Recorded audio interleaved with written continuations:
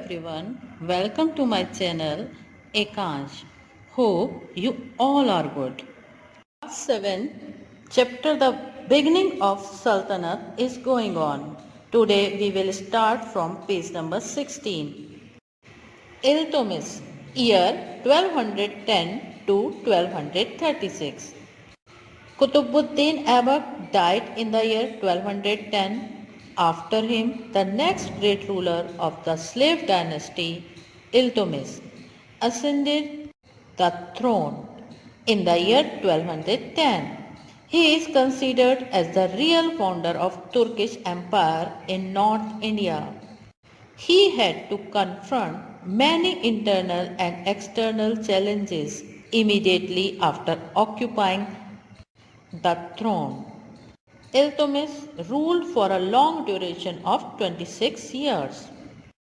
इल्तुतमिश कुतुबुद्दीन ऐबक की मृत्यु वर्ष 1210 में हुई थी। उसके बाद स्लेव डायनेस्टी के अगले ग्रेट रूलर इल्तुतमिश ने 1210 में सिंहासन संभाला। थ्रोन होता है राजगद्दी या सिंहासन।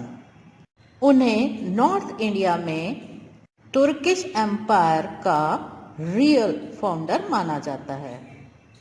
सिंहासन को ऑक्यूपाई करने के बाद यानी उसे संभालने के बाद उन्हें कई इंटरनल और एक्सटर्नल चैलेंजेस फेस करने पड़े। इल्तुतमिश ने 26 साल की लंबी अवधि के लिए शासन किया। Administrative arrangement Iltutmish was an efficient and skilled administrator. During his reign, Delhi became the political, administrative and cultural center of Turkish rule in India. He developed the system of linking center with state and local administration through an arrangement known as Ekta.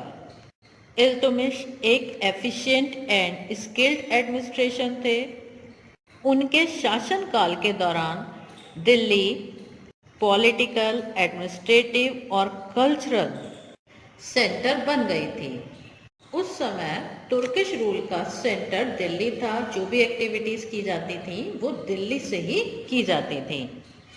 उन्होंने इक्ता नाम की एक arrangement यानी एक व्यवस्था बनाई जिससे उन्होंने स्टेट्स और लोकल एडमिनिस्ट्रेशन को सेंटर से जोड़ने की एक प्रणाली डेवलप की।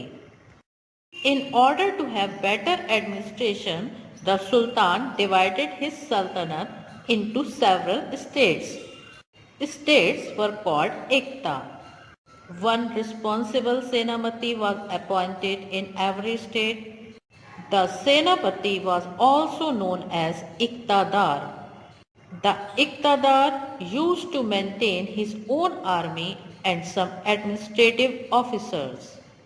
The army had to depend upon the state and the administrative officers had to levy taxes.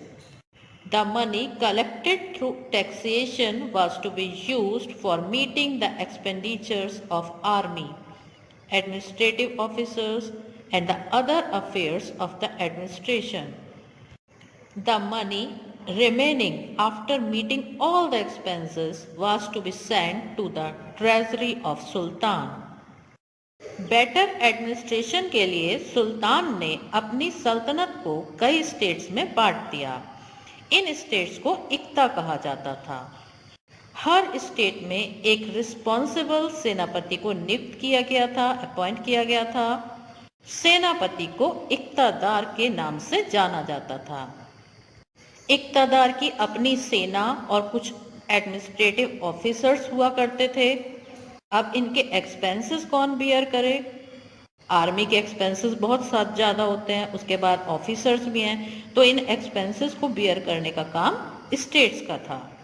The army had to depend upon the state and the administrative officers had to levy taxes. इसलिए administrative officers taxes लगाते थे। Taxation से collect होने वाली money से ये army administrative officers और जो अदर एक्सपेंसेस होते थे उन्हें पूरा करते थे। सभी खर्चों को पूरा करने के बाद जो मनी बच जाती थी उसे सुल्तान के खजाने में भेजा जाता था। ट्रेजरी मीन्स खजाना।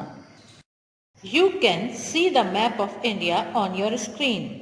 By the year 1236, the empire of Iltutmish spread over in North India. Very often, the defeated kings used to think that why should they collect the taxes and pay to Turks? Why should they themselves not keep the taxes so levied? Under such circumstances, the army used to forcibly levy taxes from revolting kings.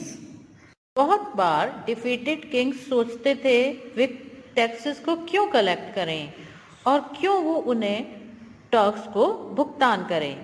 उन्हें खुद ही taxes क्यों नहीं रख लेने चाहिए या क्यों taxes नहीं लगा लेने चाहिए। जब वो ऐसा सोचते थे तो ऐसी परिस्थिति में वो रिवोल्ट करने लगते थे। रिवोल्ट मतलब विद्रोह। उस समय आर्मी रिवोल्टिंग किंग्स से जबरदस्ती टैक्स वसूल करती थी। Administrative system of Iltutmish. In the table, you can see the administrative system of Iltutmish. इस सिस्टम में सबसे निचले स्तर पर विलेज होते थे। आपको 4th नंबर पे विलेज दिख रहा है।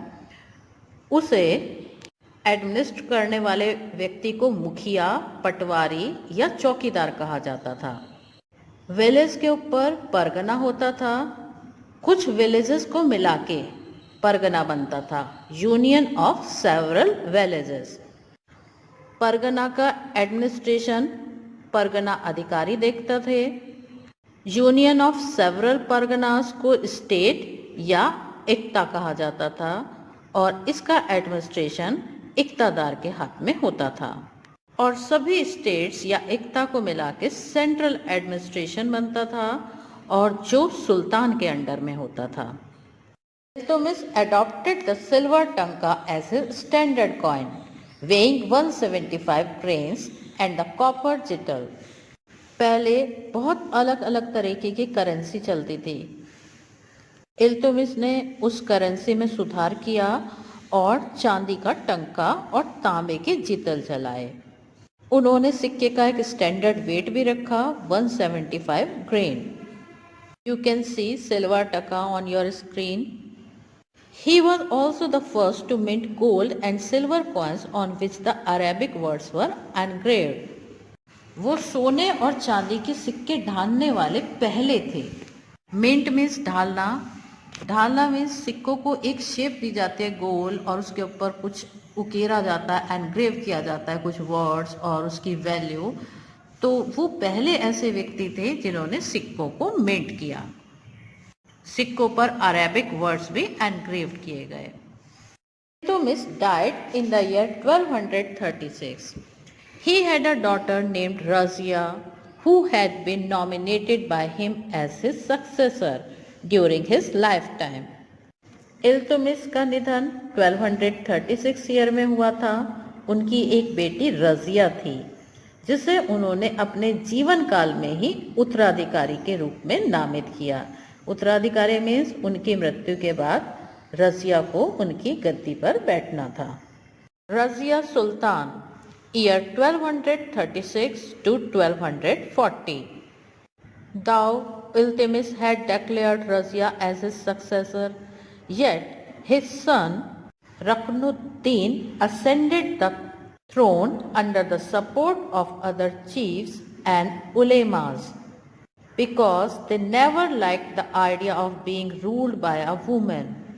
हालांकि इल्तुतमिश ने रजिया को अपना उत्तराधिकारी घोषित कर दिया था, सक्सेसर डिक्लेयर कर दिया था, फिर भी उनके बेटे रकनुद्दीन फिरोज ने अन्य चीफ और उलेमाओं के समर्थन से सिंहासन पर बैठ गए।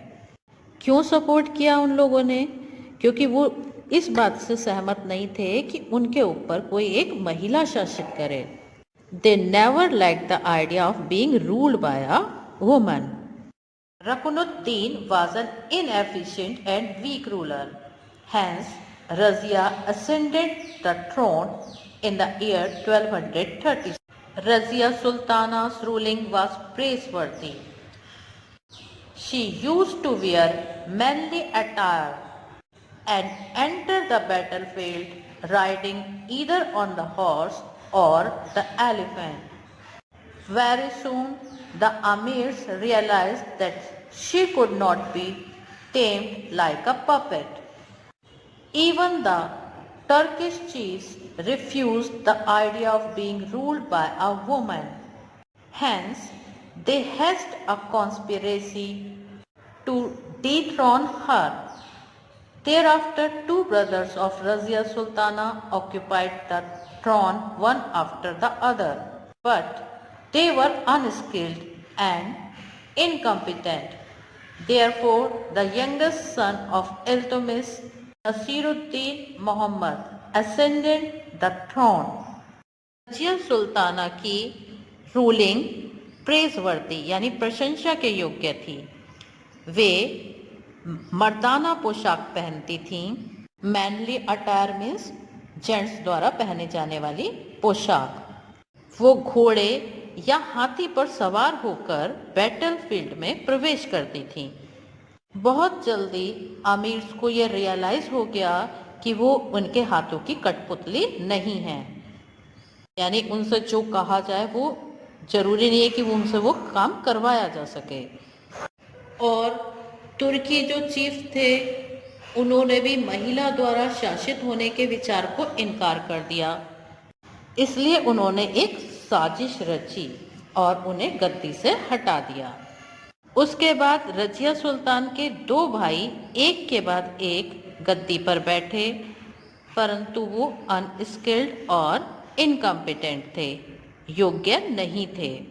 इसलिए इल्तुतमिश के सबसे छोटे बेटे नसीरुद्दीन मोहम्मद को सिंहासन पर बैठाया गया। Thanks for watching. See you in the next video.